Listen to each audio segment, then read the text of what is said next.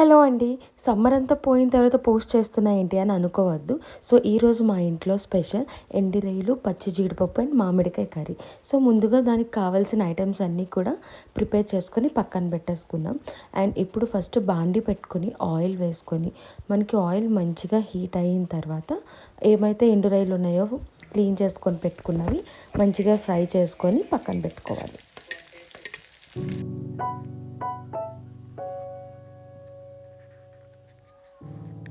Already రొయ్యలు fry చేసుకున్న oil ఇంకా మనకి మిగిలి ఉంటుంది కాబట్టి అందులోనే పచ్చిమిరపకాయలు, ఇంకా సన్నగా కట్ చేసుకున్న ఉల్లిపాయలు, కరివేపాకు వేసుకొని మంచిగా ఫ్రై చేసుకోవాలి.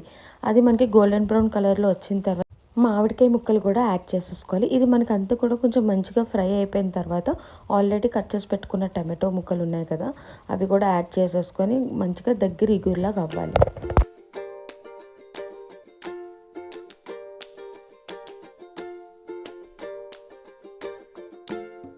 చూసారు కదా, ఒక 10 మినిట్స్లో మనకి టమాటో పీసెస్ చాలా సాఫ్ట్గా కుక్ అయిపోయాయి. ఇప్పుడు ఇందులో మనం పసుపు, కారం, సాల్ట్ మన టేస్ట్కి తగ్గట్టు యాడ్ చేసేసుకొని ఆ పచ్చివాసన అంతా పోయేంత వరకు ఫ్రై చేసుకోవాలి. ఇప్పుడు ఆల్రెడీ ఫ్రై చేసి పెట్టుకున్న ఎండు రొయ్యలు యాడ్ చేసేసుకోవాలి అందులోకి.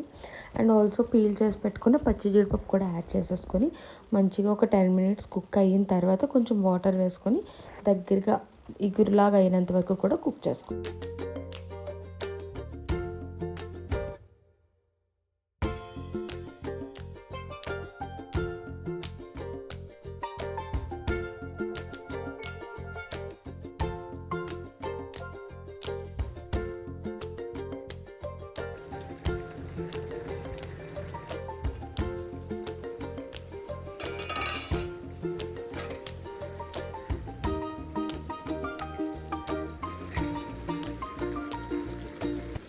సో ఫైనల్గా మనం ఒక గుప్పుడు కొత్తిమీర వేసుకొని మంచిగా కలుపుకొని ఒక సర్వింగ్ బౌల్లోకి తీసేసుకొని వేడివేడి అన్నంతో సర్వ్ చేసుకుంటే చాలా బాగుంటుంది.